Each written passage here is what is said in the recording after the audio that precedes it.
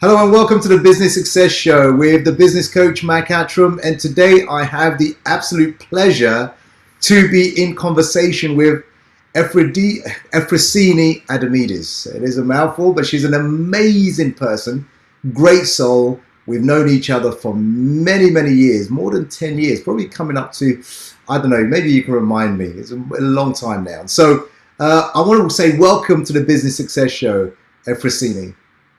Thank you for having me, Mac. And yeah, I think it's been about 10 years. I want to say it was like 2010 or 11, around that sort of time. Right, So, right. anniversary. Yeah, absolutely. It must be 10 to 12 years. And it's good to see how you've been doing in business and growing and globetrotting and changing lives internationally. Amazing to watch. So well done with that. So let's get into it. So, Efrosyni, tell us a little bit about your entrepreneurial background. How did you get started? What got you started? What got me started? Well, I think I've always had a little bit of a heart of an entrepreneur. Like, even from being a young kid, I've always been a hustler. I remember getting my first job when I was 13 years old because I wanted to have my own pocket money and have the freedom in order to buy things that I wanted to do. So all through high school, I've always had one or two jobs, and even through university, I had a couple of side hustles. Even doing promotions for nightclubs. I was an employee in a nightclub, and I went to my boss and I gave him an idea about doing a promotional night and giving me the door takings. And I would bring in different events, different artists, different DJs. And that was a very lucrative business for me. I was making a lot more money back then than my first job that I got straight out of university. But the thing is that I've always been like, had one foot in a job because I had mom and dad telling me from a very long time, you got to have security, make sure you're getting good grades, go to university, because having a good job and security is the most important thing in life. So I followed that path. But I always had a side hustle because my heart wanted to be an entrepreneur. I wanted to be free. But it wasn't until 2010 where I literally took the leap of faith and I said, okay, enough is enough. I'm going all in. No more having a safe, secure job as a plan B. I want to be a full-time entrepreneur, and haven't looked back since then. You're still muted, Mac. Beg your pardon. Right now, you're joining us from Cyprus, right? Correct. Yeah. And so, tell us a little bit about your background. So, I think your family originally from Cyprus. Then you lived in Australia for a little while, and then you started traveling around the world. Yeah, we moved to Australia when I was 10 years old because my dad was a geologist. So couldn't get any jobs in Cyprus. The mines had shut down. So two options. Either he was going to turn into a farmer, and he didn't spend 10 years at university doing that, or move somewhere else. And we definitely moved to the furthest point in the world from Cyprus. First time being in an airplane, it was relocating to Australia. So that was an experience when you're 10 years old. So I spent about 18 years of my life in Australia. I do still call Australia my second home. And then after Australia, I went back to Cyprus for a bit. I ended up working for Warner Brothers movie studios. I was doing the marketing for them, ran a radio station in Cyprus. And in 2006, decided Cyprus is way too small for me, and I moved to London. Right. And since then, been globetrotting, like you said. I've lived in lots of different places, traveled in many, many places, and call myself a citizen of the world rather than a permanent resident of anywhere. And in London is where we met then, right? So in London is It where we is, met. Yeah. yeah. I think we met at the Yes Group, if I recall. That was our first All right. Okay. interaction. Okay. And funnily enough, I remember years after I was in Australia, Melbourne, doing an event, and I happened to find out you were in the same city doing an event as well. So I came and checked you out, see what you was doing. That's amazing. That was the coolest, by the way. I mean, what are the chances of Yeah. being in the same city at the same time at the other side of the world? And we had a fun day out as well. It was a fun day. Thank you for showing me around the city, you know. Listen, I want to get into it here and say, look, you are a person who doesn't get stopped. You are, a lady who's unstoppable. It doesn't matter what the situation is, the circumstances is. Once you've made up your mind, you just go for it. If I know you've developed teams all over the world, And if they need you, you just get on an airplane, you're going to help them out and sort them out so they can start thriving. As a global economy, there are murmurings that we are heading for a recession, or we are in a recession already. We are heading towards a depression, apparently at some stage. Yep. For our listeners here or watchers, how can a small business owner now prepare for the upcoming, well, it's uncertain. It's a lot of uncertainty.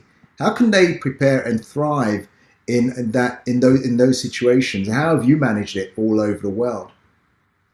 So the thing is that I mean, I'm actually grateful for recessions, Mac, because if it wasn't for the recession of 2008, if you remember the property crash, I remember. I probably would not have been at the situation where I was forced to create a new side hustle because I was in real estate at the time. And then, the market crashed, and all of a sudden I found myself with two properties worth less than what the mortgages were and £40,000 of credit card debt, which was an interesting situation to be in.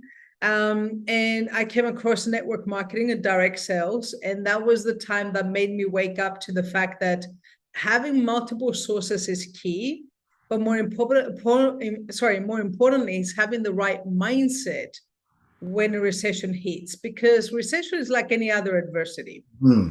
It can either basically grow you stronger, or it can basically throw you out of the game. And I'll never forget, my mentor always used to say, adversity causes some people to break and some to become record breakers. Right. Choose which category you want to fall into.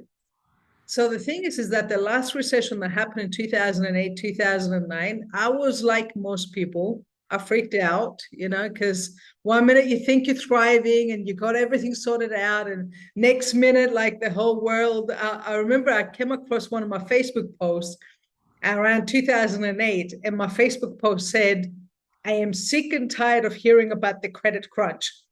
No more recession talk." Because like a lot of people, I went into fear mode and I went into kind of like inwards.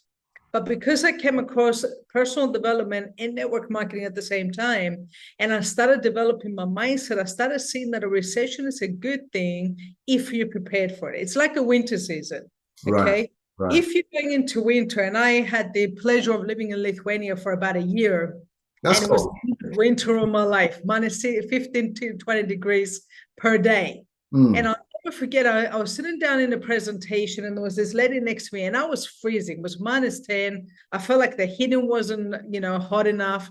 And she's just sitting there relaxed, and she looked at me and she goes, "You're cold." I said, "Yeah, I'm a little bit cold." She goes, "You're never cold. You just have the wrong outfit." Oh, there you go. It really stuck in my mind, because it really kind of goes into the same kind of thing, that as we're going into a recession right now, the ones that should be fearful are simply the ones that are not prepared. Right. But if you're prepared, a recession is a great time of opportunity, because there's so many companies that were born during recessions. Absolutely. There's so many types of businesses that also thrive during a recession. So you're going to sit there and ask yourself, as an entrepreneur, number one, am I offering the kind of service that people are going to look for or buy during a recession? Or do I need to pivot? Do I need to do something different? Do I need to diversify to start catering for what the market's going to be looking for, rather than what my mission is or what my agenda is? Right. So what I'm hearing you say is that, look, and I totally agree. I mean, during a recession, it's a great time for opportunity. I remember the last recession, actually, my wealth grew substantially, which is fantastic. So it's an opportunity. And what I'm hearing you say is, don't be too glued and stuck to your way. Look at the marketplace. What are your customers now requiring? Or do you need to pivot into something that the market demands or requires? What are the opportunities? And serve the marketplace, rather than thinking this is the way I've always done it. You have to change at some point, right? Exactly. Good. I love that. Tell us a little bit about you've helped so many, as a direct sales expert. Some people call it network marketing, some people call it multi-level marketing. It's a business, right? It's a business system. Fantastic. Yeah. And you've had the pleasure of building your business in over 65 countries, I believe the last count. Done that, and how have you generated sales of more than 1 billion? Because, you know, managing two people is hard enough. Being responsible for thousands of people who are there to generate sales and grow their own income and grow their business, takes a different type of mindset. How do you do it? So, firstly, you can't manage them all. And trying to manage them all is definitely not going to work. It's going to be exhausting. The thing that I focus a lot on is I focus on creating leadership. And what I do is that when I start working with someone from the beginning, Mac, I start with the end in mind, as Stephen R. Covey says in his 7 Habits of Highly Effective People. Sure. Start with the end in mind. So I tell them from the beginning, I just go, look, I'm not just looking for a partner. I'm looking for someone that is a visionary. I'm looking for a leader. I'm looking for a pioneer. I'm looking for someone that's going to be independent of me. I'm going to work with you for a season, but my ultimate goal is to help you to become independent of me as fast as possible. And one of the things that my mentor said to me, he goes, look, it's one thing to create a sales force, he said, but when you create a sales team of leaders, that's how you're going to have freedom. If you just got a sales force, you've got yourself another job. And you're going to teach people from the beginning how to be solutions orientated. And the only way to be able to do that is like one of the key things that I had to learn, because it was my development area at the beginning, is you got to learn to help people to become empowered to find solutions to their own challenges rather than coming to you all the time with their problems. Right. So in the old adage, teach a person to fish rather than just giving them the fish all the time, right? The Bible says teach a man to fish, etc. Okay, I get it. Good. So empowering them so they become a better leader, more effective at what they're doing, so they can produce their own results and bring other leaders through as well. Is that right? Exactly. Yeah. Love that. Love that. And if you invest enough time and energy in building people up, it could start to create a ripple effect as well. And you know what I love about our business model is that it's all about duplication. So whatever you're going to do, it's going to get duplicated. If you do good things, the good things should get duplicated. If you do bad things, that's going to duplicate as well. So that's one of the things that we've always basically said to our people from the beginning, is that it's almost a little bit like parenting. You know, you got to lead by example, and you got to show people how it's done. And whatever you want them to do, you got to go out and show them how it's done at least 4, 5, 6, 10 times if you have to. You know, tell them what to do, but show them what to do. And then at some point, what you got to do is you got to watch them do it before you let them go. Don't look for perfection, because it's the biggest thing that I see a lot of entrepreneurs do. You know, I see a lot of small business owners, especially, having this kind of mindset of, if you want something done, you got to do it yourself, right? Absolutely. His mindset. Yeah, that's a broke mindset, and that is something that will keep you stuck for years. That, you know, that mindset that if it has to be done, I have to do it. I have to do it all. You can never grow a business that way. You can never grow a lifestyle that way.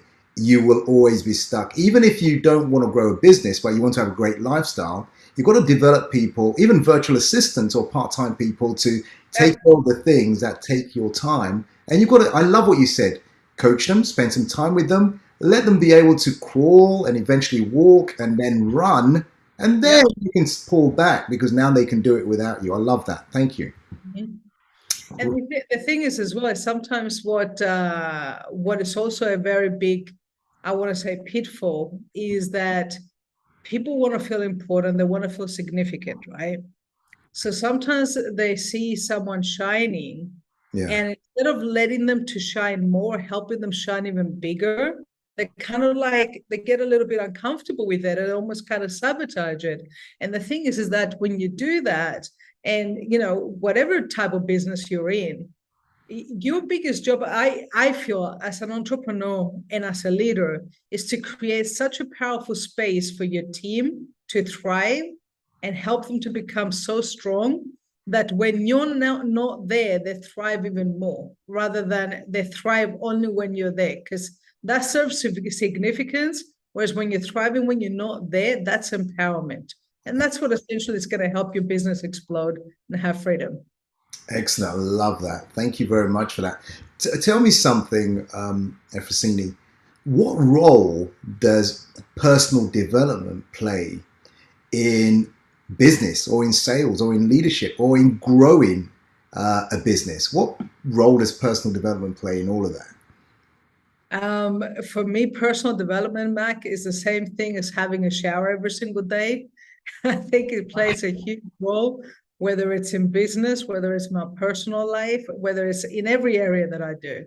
Um, because it's the one thing I can't remember who said it. I want to say it might have been Abraham Lincoln, but I could be wrong. When they said, if let's say, for example, you've got a tree to cut, you're going to spend 80% of your time sharpening the axe and Right, right. 20% of your time cutting down the tree. And that's the way that I see personal development as well, is that if you're an entrepreneur, it's almost like you're going to go out there, you're going to pour into your team, and you're going to pour into your customers or your clients, and you're going to serve them. Well, it's going to be very difficult to do that if you're running from an empty tank.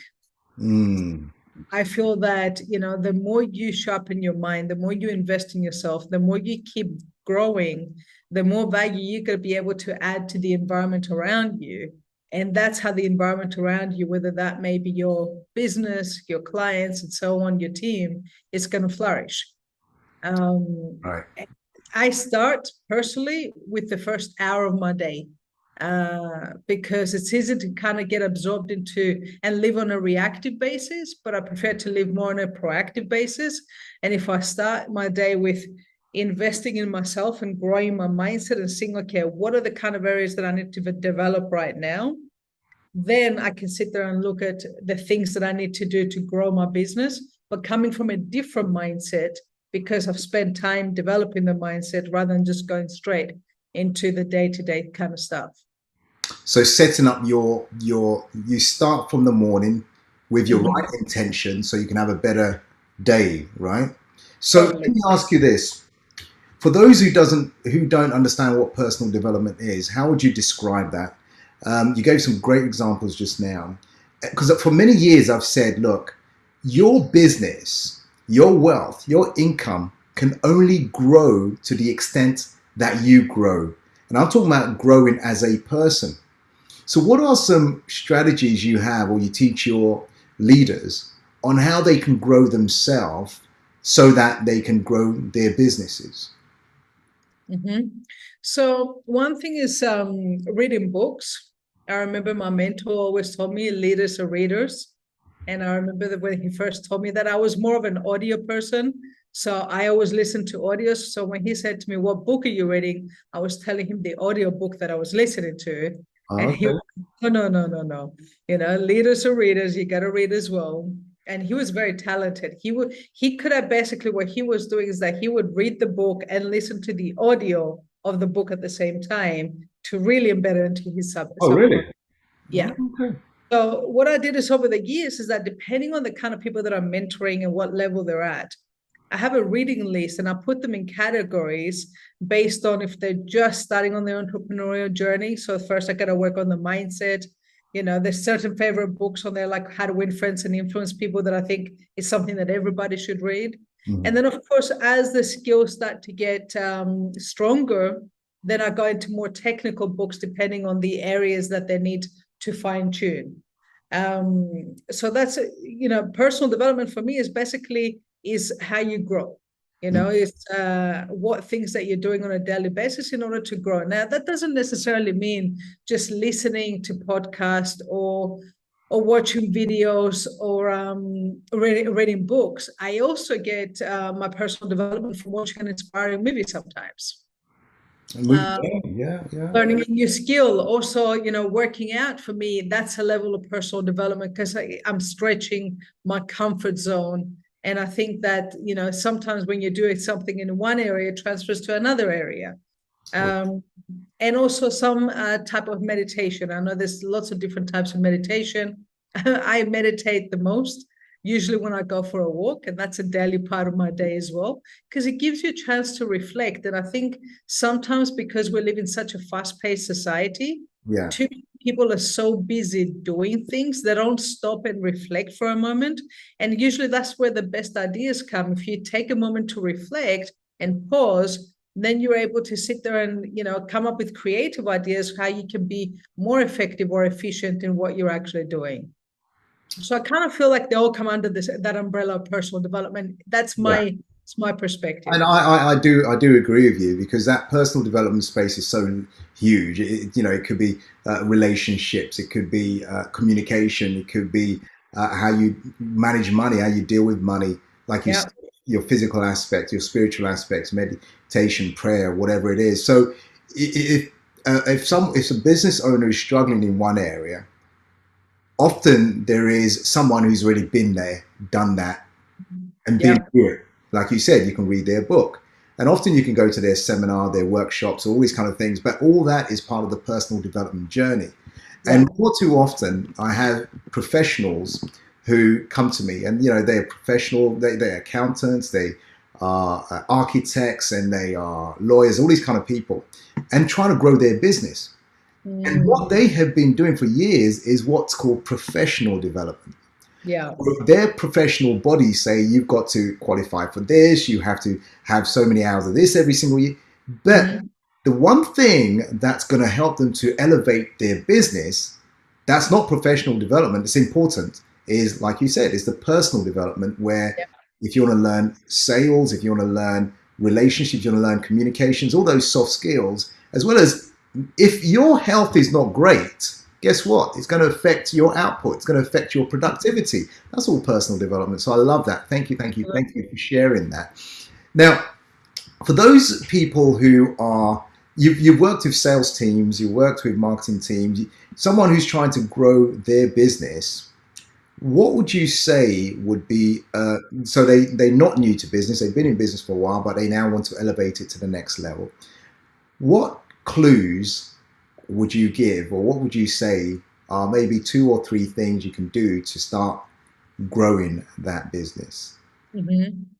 So one of the things that I always highlight, especially when I'm mentoring people, is that I look at, if let's say you were to break down your business in different areas, we looked at what are your biggest income producing activities, okay? And you were able to narrow it down, because this is one of the things that I'm finding, Mac, is that there's so many people, so many entrepreneurs that have all these tasks that they need to do on a daily basis. And the majority of the time, they're spending time, valuable time, on things that they could outsource to anybody. And their biggest income producing activities is something that is left as when I can fit it into my schedule, rather than becoming a number one priority. Right. So I find that making a shift, okay, from going, okay, here's my income producing activities, my biggest income producing activities, number one. And number two, what is my prime time, where I am most effective and my business is most effective. And that's the time that I will spend doing the biggest income producing activities. When you make that shift, I find that a lot of businesses, just from that one shift, when they're able to make it, their business starts to literally start growing like crazy, because they're spending too much time focusing on the wrong things, and it changes the focus on the right things. I love that. Wow. Simple but effective, right? Then they put in their time, energy, and attention on the biggest things that's going to move the lever, that's going to move the whole thing. So I love that. Thank you. Earlier you talked about personal development. Yeah. And we spent a bit of time on it. And it's just come to my mind, for those people who think, yes, that makes sense, I need to grow myself. And you said leaders are readers. What are 2 or 3 books that will help that person to grow their business? That's a must read. Now, it could be in the area of communication, leadership. It could be business mechanics, business strategy. What are 3 books that you say, this is a must if you want to get to your next level? Okay. So the first book that I always believe is a must, As a Man Thinketh. As a Man, yes. Because you got to get the mindset right. Okay. It doesn't matter if you have the right strategies. If the mindset is not right, the strategies are not going to work. The second book, and it's a classic, and I know everybody probably talks about this, but I know it's helped me a lot. And it's a book I probably read. I usually read it once every year or two. Okay. How to Influence and Influence People. Wow, yes. Yeah, because I think that relationships are absolutely key. And I see so many people essentially losing businesses because they're not able to either be the best listener, really understand where their team's coming from, connect and build a highly functional team as well, which is a key. And that comes down to communication and relationships. That's Dale Carnegie, right? Yeah, Right. exactly. Carnegie, yes. Yeah, how to And win friends and influence people. Yeah, go ahead. And of course, the biggest classic, Think and Grow Rich, because I think Think and Grow Rich it's got lessons about everything. It's got lessons about yourself, about business, about mindset, about leadership, about decision making. I think pretty much anybody, anything that you need to learn about business, you can pick it up from Think and Grow Rich, even though it was written, 100 years ago, but Yeah, it's still relevant today. Um, absolutely. I think what around 1920s, I think it was written. So yeah, yeah, almost 100 years ago, like you yeah. said, but it's still relevant today. Fantastic. Three great books. Yeah, go on. I want to add a bonus in there as Oh, well. really? We're getting a bonus, people. Listen up, listen up. This I is like bonus Efrosyni tonight. Adamides you're listening to. She has developed teams of thousands of people around the world, got contacts in over 65 countries that she's trained and got involved with, generated over $1 billion in terms of sales revenues for her and her team members. Amazing. So we're talking with someone who doesn't talk it, but actually walks it and does it every single day. I've seen her in action. So believe you me, you're listening to someone very powerful here. Go ahead. Give us a bonus. So the bonus book, I know that it really definitely helped me because it took me a while in order to connect with this, was Start With Why. I Mm. don't know if you've read that book. Is that Simon Sinek? Yes, Okay. yeah, and I remember, they used to talk about this when I first got into personal development. They always used to say, "Find your why. If your why doesn't make you cry, it's not big enough." And I was like, "Yeah, yeah, yeah, whatever. I just want to make money and have residual income and be free." Right. And the thing is that the the more I got deeper into it as an entrepreneur, the more I realized that, you know what, when you take the money away, when you take everything else away, and you start connecting with something deeper and something bigger, that's what's going to get you through the tough times. And as we're getting ready to go through a recession, if you're building a business for the money, the recession's chances are it's gonna, take a big punch at you. Right. If you start connecting with something bigger, there's something magical. There's like a force that has been created within your business when you buy into a bigger mission than you, and then all of a sudden your team buy into a bigger mission than you, and your clients buy into a bigger mission than you. When you connect all these things together, it makes it a very special combination. And I believe that is one of the keys in terms of going into a recession. It's going to make it more powerful than what the economy can do. I'm not saying it's going to be unstoppable, but I do believe it plays a magical role in it. Absolutely. You're absolutely right in what you're saying. The why is so, so important. I think it was, it'll come back to me in a moment, but a lot of business owners are trying to figure out how do I do this? How do I do it? But when the why is clear, how you do it will become even simpler because you become more resourceful. You'll find the help, you'll find the people, you'll figure out, put the pieces together. And so that's so, so, so important, finding your why. Now, in a moment, so let's do this. For those people who say, hey, I love what Efrosyni is saying. I love what this she's coming out with and all this bombs she's giving us and nuggets. How do people connect with you furthermore if they want to learn more from you or they want to connect with you? What's the best and easiest way to do that? Well, they can simply go to my website at efrosyniadamides.com. I'm sure it's probably going to be on the show notes because Okay, it's we'll put it in. but I also have a podcast as well, so they can go on to Spotify or Apple Podcasts or any of the big platforms and search Freedom Creators. podcast because that's always been my passion. That's why I became an entrepreneur, is to help people to create freedom. And that's one way that they can basically plug in, listen, learn. And of course, on my website, then it's got all my contact details as well. So if there's anything that I can do to add value to your audience, Mac, they can feel free to reach out. It's a great Yeah. podcast because I was being a guest on it. You invited me as a guest and recently, and Exactly. it was good stuff. It was really good podcast. Check it out, guys. In a moment, Efrosyni, you talked about mission and why. I'm going to come back to you in a moment to ask you what your mission is. What is your why? Why do you do what you do? And I know you haven't wavered from there since whenever it was, 2006, 2007. You've been the same. You've been doing that, and you've been doing that internationally, helping people. Now, so I'm going to ask you what the why is. For everyone listening in, remember, if you like this podcast, you like this show, click the like button, make a comment in terms of what stood out for you or what you're going to take away from this. And also, if you're not subscribed, subscribe or follow. Make sure that you are subscribed or following so you can be pinged anytime a new show is dropped like this, so you can be notified as well. So follow, like, subscribe, and also make comments as well. Now, over to Efrosyni, Adamides. Now, all the way from Cyprus. What is your mission? What is your why? So my mission, Mac, is to help create 1,000 first-time millionaires. I've done 32 so far, so I've got a long way to go.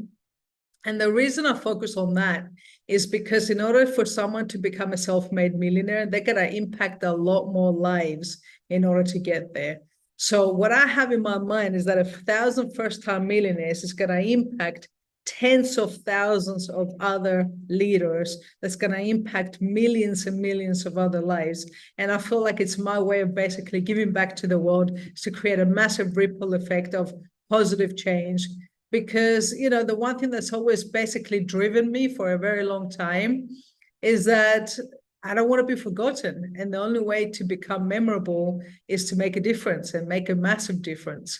I want to be the kind of person that when my time comes and nobody knows when that time is, that your name still remains because of making a shift in the world, a positive shift in the world, and especially right now because the world needs it.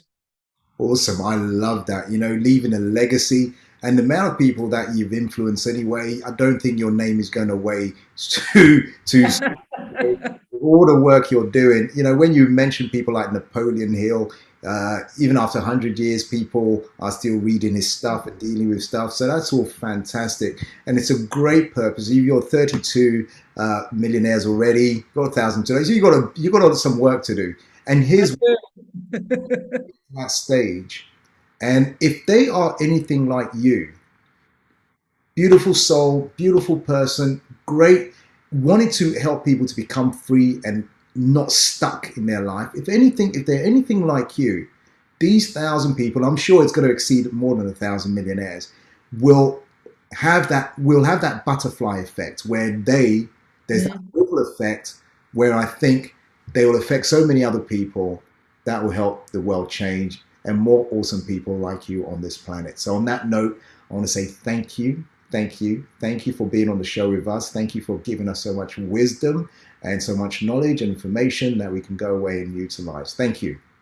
Well, Mac, thank you for having me. More importantly, thank you for being such a great role model and example. I am following in your footsteps. You played a very big impact in my life, whether you realize that or not. So it is an honor to come on your show, and it's an honor to call you a friend. You're most welcome. Likewise. Much love and God bless until we speak again. Okay. Take care. Thank you.